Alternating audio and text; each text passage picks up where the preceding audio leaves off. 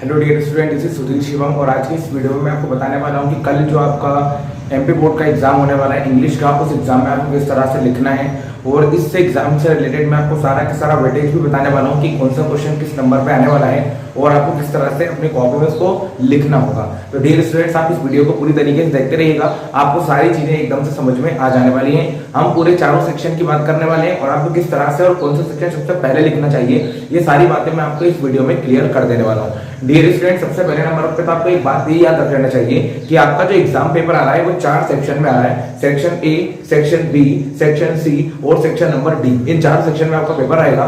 Section number ए जो रहेगा वो आपका रहेगा अनसीन पैसेज वाला, जिसको हम बोलते हैं रीडिंग स्किल्स। ठीक है, तो डियर स्टूडेंट, सबसे पहले नंबर पे जो आपका सेक्शन नंबर ए रहने वाला है वो रहने वाला है रीडिंग का। मतलब कि सबसे पहले नंबर पे आपको जो रीडिंग कंप्रेhension होता है वो देखने को मिलेगा, जिसमें आपको अनसीन पैसेज आएंगे 2 और उसमें एक आपको मिलेगा नोट्स और टाइटल लिखने का। ठीक है, सेक्शन नंबर बी जो रहने वाला है वो रहने वाला है राइटिंग का, तो आप याद रख लीजिएगा। सेक्शन नंबर जो बी रहने वाला है वो रहने वाला है राइटिंग का। इसमें आपको एक ऐसे मिल जाएगा, एप्लीकेशन मिल जाएगी और पिक्चर राइटिंग में आपको यहाँ पर देखने को मिल जाएगा। सेक्शन नंबर सी की हम बात करते हैं तो ये आपका ग्रामर पोर्शन रहने वाला है, भाई आप याद रख लीजिएगा। सेक्शन नंबर सी जो है वो आपका ग्रामर वाला पोर्शन है, जिसमें आपको 10 नंबर की ग्रामर मिलेगी। और सेक्शन नंबर डी जो है इसमें आपको दोनों बुक जो है वो आपकी फर्स्ट फ्लाइट और फुटप्रिंट विदाउट फीड ये आपको देखने को मिलने वाली है। तो डियर स्टूडेंट, सबसे पहली बात तो ये है कि आपको एग्जाम में सबसे पहले कौन सा सेक्शन करना चाहिए।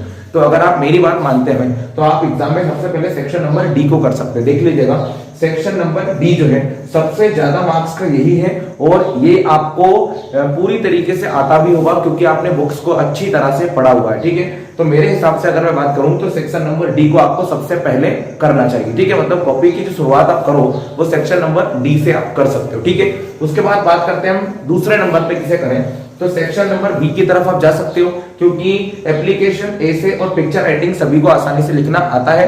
तो ये आपका सेक्शन नंबर बी और सेक्शन नंबर डी आसानी से पूरा हो जाएगा।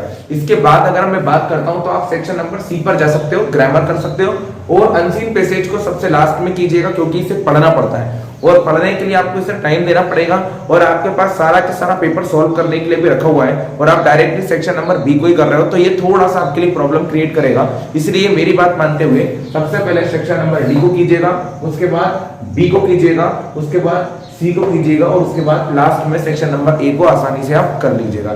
चलिए अपन देख लेते हैं कि क्वेश्चन किस तरह से आएंगे। Dear student, section number A में क्वेश्चन नंबर 1 जो रहेगा और क्वेश्चन नंबर 2 जो रहेगा वो अनसीन पैसेज का रहेगा, जिसमें आपको 5-5 नंबर के 2 पैसेज मिलेंगे। तो इससे आपके 10 मार्क्स पूरे हो जाएंगे। जिन बच्चों की तैयारी बिल्कुल भी अच्छी नहीं है, मैं उनकी बात कर रहा हूँ, जिन बच्चों की तैयारी ज्यादा अच्छी नहीं है वो इन दोनों अनसीन पैसेज को बहुत बढ़िया तरीके से पढ़ने के बाद ही इनके आंसर के टिक लगाएं ताकि आपके जो 10 नंबर रेड पेन से मैंने लिखे हैं ये अच्छी तरह से पूरे हो जाए। रिपीट करता हूं मैं, सेक्शन नंबर ए जो रहेगा उसमें आपको क्वेश्चन नंबर फर्स्ट और क्वेश्चन नंबर सेकंड जो रहेगा वो अनसीन पैसेज रहेगा। आपको 5-5 नंबर के 2 पैसेज आएंगे, इसमें आपको ऑप्शंस भी दिए रहेंगे, उन ऑप्शंस पर आपको टिक करना रहेगा। ठीक है, क्वेश्चन नंबर 3 जो रहेगा उसमें आपको नोट्स बनाना है और टाइटल लिखना है। डियर स्टूडेंट्स, में नोट्स बनाना है और टाइटल लिखना है। 4 नंबर का क्वेश्चन रहेगा, ये भी 4 नंबर का क्वेश्चन है, इसमें आपको 1 नंबर का टाइटल लिखना होगा और नोट्स बनाने रहेंगे, तो कम से कम 3 से 4 नोट्स आप एटलीस्ट बना सकते हो। ठीक है, ये तो बात हो गई सेक्शन नंबर ए की। अब बात करते हैं सेक्शन नंबर बी की। तो dear student, section number B में 4th नंबर पे जो क्वेश्चन आएगा वो आपका रहेगा एप्लीकेशन का। ठीक है, तो एप्लीकेशन जो है उन बच्चों को अच्छी तरह से कर लेना चाहिए जिनको लगता है कि हम पास होने में थोड़ा प्रॉब्लम क्रिएट हो रहा है। देखो, उनको पास तो होना ही है, तो 4 नंबर का जो एप्लीकेशन वाला पोर्शन है वो गलती से भी उन्हें छोड़कर नहीं आना। ठीक है, तो 4 नंबर का एप्लीकेशन आपको कौन सी कर लेना है, बुक बैंक की एप्लीकेशन आप अच्छी तरह से कर लीजिएगा और उसके बाद में आप ट्रांसफर सर्टिफिकेट और सिक लीव की एप्लीकेशन भी अच्छी तरह से कर लीजिएगा। तो यहाँ पर आपको एप्लीकेशन के 4 मार्क्स मिल जाएंगे। क्वेश्चन नंबर 5 की हम बात करते हैं तो क्वेश्चन नंबर 5 में आपको ए से लिखने के लिए आएगा। ए से आपको एक ही टॉपिक पर लिखना रहेगा और अगर ए से के और वाला क्वेश्चन आप करना चाहते हो, आपका फ्रेंडली क्वेश्चन आता है तो वो भी आप कर सकते हो। ऐसे के लिए आप वंडर ऑफ साइंस का और वैल्यू ऑफ गेम्स का ऐसे अच्छी तरह से कर सकते हो और इंग्लिश लैंग्वेज को भी आप पढ़ लीजिएगा। ठीक है, तो यहाँ पर आपके जो 5 मार्क्स हैं वो भी पूरे मिल जाने वाले हैं आपको। तो बेटा ये भी आप पढ़ लें। क्वेश्चन नंबर 5 जो रहेगा वो ऐसे का रहेगा। अगर कोई बच्चे की तैयारी अच्छी नहीं है तो वो इन 10, 15 और 19 नंबर को बहुत अच्छी तरह से कवर कर सकता है भाई। ठीक है ना। क्वेश्चन नंबर 6 जो रहेगा वो आपको पिक्चर राइटिंग का रहने वाला है। ये क्वेश्चन आपको 3 नंबर का पूछा जाएगा। पिक्चर राइटिंग की बात करें तो आप ट्रीज वाली और हेल्थ वाली और क्रो वाली अच्छी तरह से पढ़ लीजिएगा और ताजमहल वाली भी हो जाए तो वो भी पढ़ लीजिएगा। ये आपको पूरा मिलेगा 3 मार्क का क्वेश्चन। ठीक है डियर स्टूडेंट्स, बात करते हैं हम सेक्शन नंबर सी की। सेक्शन नंबर सी भी जो रहेगा वो 5 मार्क्स का रहेगा। इसमें 5 मार्क्स के आपको फिलिंग द ब्लैंक्स रहेंगे, जिसमें आपको 6 दिए रहेंगे, लेकिन आपको करने कितने हैं, सिर्फ 5 ही करना है। और आप वही 5 करके आए जो आपको अच्छी तरह से आते हैं, क्योंकि 5 ही चेक होते हैं भाई, ठीक है। मैं ज्यादा नहीं बोलना चाहता इसके ऊपर। आपको 6 दिए रहेंगे फिलिंग द ब्लैंक्स, लेकिन करके 5 ही आए, क्योंकि चेक 5 ही होने वाले हैं। उसके बाद क्वेश्चन नंबर 8 जो रहेगा वो रहेगा आपका डू एज डायरेक्टेड का, जिसमें आपको 5 ही करना रहेंगे, 6 दिए हुए रहेंगे। इसमें टेंस, वॉइस, उसके बाद में सो दैट, टू डू, और उसके बाद में इफ, अनलेस और रीअरेंज वगैरह उससे पूछा जाता है, ठीक है। अब बात करते हैं सेक्शन नंबर डी की, जिसमें आपकी बुक आ रही है। तो प्यारे बच्चों, आप क्वेश्चन नंबर 9 पे जैसे जाओगे, ये आपको सबसे पहले ही करना है। तो क्वेश्चन नंबर 9 में आपको 4 नंबर के एमसीक्यूज मिलने वाले हैं, जो कि आपकी जो फर्स्ट फ्लाइट वाली बुक है भाई, आपकी जो फर्स्ट फ्लाइट वाली बुक है ना, और मेरे नोट्स में पेज नंबर 37 पे जो आपको दिया हुआ है, वो आपको एमसीक्यूज पूछे जाएंगे, जिसमें आपको चैप्टर्स के नेम भी पूछ सकते हैं, और आपकी बुक से रिलेटेड कोई सी भी जो स्टोरी के अंदर दिए हुए हैं वो कुछ भी पूछ सकता है भाई, ठीक है ना। तो आपको क्वेश्चन नंबर 9 में आपको एमसीक्यूज मिलने वाले हैं, और ये एमसीक्यूज आपको कितने मार्क्स के आ रहे हैं, 4 मार्क्स के आ रहा है। तो आप इसको भी अच्छी तरह से याद रख लीजिएगा, ठीक है डियर स्टूडेंट। इसके बाद हम बात करते हैं क्वेश्चन नंबर 10 की। तो क्वेश्चन नंबर 10 में आपको मिलेंगे एक्सट्रैक्ट, और ये एक्सट्रैक्ट जो रहेंगे ना, वो 3 नंबर के रहने वाले हैं। देखो अच्छी तरह से बात को सुनिएगा, आपको समझ में आ जाएगी।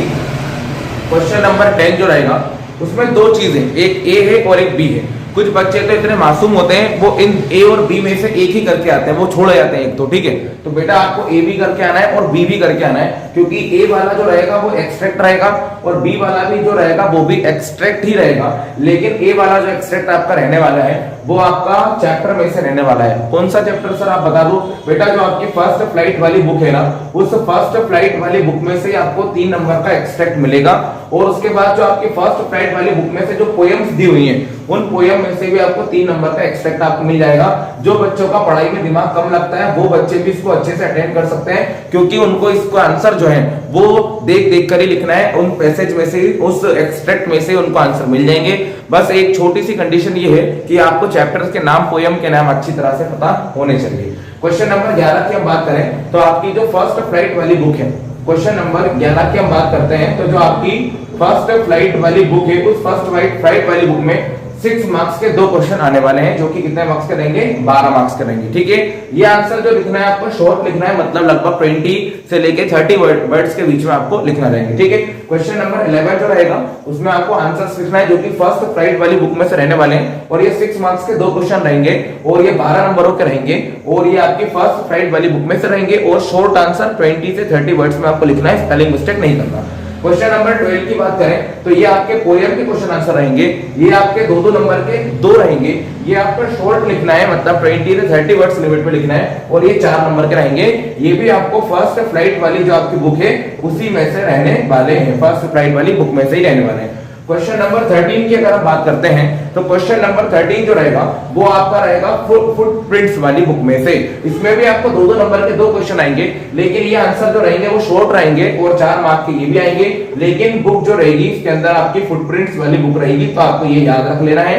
क्वेश्चन नंबर 14 की हम बात करें, तो क्वेश्चन नंबर 14 जो रहेगा, वो आपका रहेगा फर्स्ट फ्लाइट में से। लेकिन आपको एक छोटी सी बात अच्छी वाली बताता हूँ, क्वेश्चन नंबर 14, 15 और 16 जो रहने वाला है, वो उसमें आपको और वाला भी एक ऑप्शन मिलेगा, 2 में से आपको एक ही करना रहेगा। तो मेरी बात मानो, जो आपकी फर्स्ट फ्लाइट वाली बुक है, फर्स्ट फ्लाइट वाली बुक में से 3 नंबर का एक लॉन्ग आंसर आपको मिलेगा। अब ये किसी भी चैप्टर में से हो सकता है, इसके आपको 3 मार्क्स मिलेंगे, 50 से ज्यादा वर्ड्स में ही लिखें। उसके बाद क्वेश्चन नंबर 15 की बात करें, तो ये आपको पोएम में से मिलने वाला है। इसके लिए आप सारे सेंट्रल आइडियाज पूरे पढ़ लीजिएगा, तो 3 नंबर का एक लॉन्ग आंसर आपका पोएम का हो जाएगा। अमांडा वाला बॉल पोएम का और ice and fire and ice वाले चैप्टर का पढ़ लीजिएगा, ये आपको 3 मार्क्स दिला देगा।